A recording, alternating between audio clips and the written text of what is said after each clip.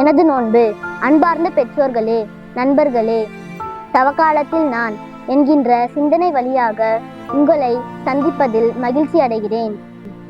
இன்று நான் உங்களோடு எனது நோன்பு என்ற சிந்தனையை பகிர்ந்து கொள்ள விரும்புகிறேன்.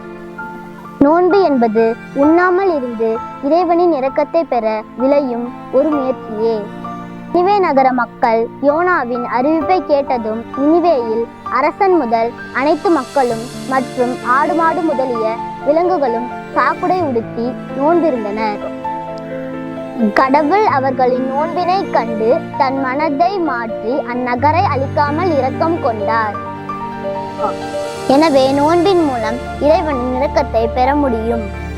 நம் மீட்பரான இயேசுவும் 40 நாள் பாலைவனத்தில் எதுவும் உண்ணாமல் நோன்பிருந்தார். அழகையின் சோதனைகளை வென்றார். எனவே நாம் நோன்பிருந்து ஜெபிப்போம்.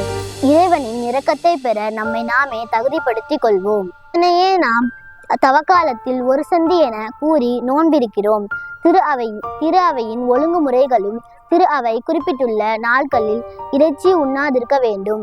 ஒருவேளை மட்டும் முழு உணவு உண்ணலாம் என முறைப்படுத்துகிறது. இறுதியாக நம்மையே நாம் தகுதிப்படுத்திக் கொள்வோம். இத்தவக்காலத்தில் நோன்பிருந்து இறைவேண்டல் செய்வோம். இறைவனின் இரக்கத்தை முழுமையாக பெறுவோம். ஜெபம். நீங்கள் நோன்பிருக்கும் பொழுது உங்கள் தலையில் எண்ணெய் தேய்த்து முகத்தை கழுவுங்கள்.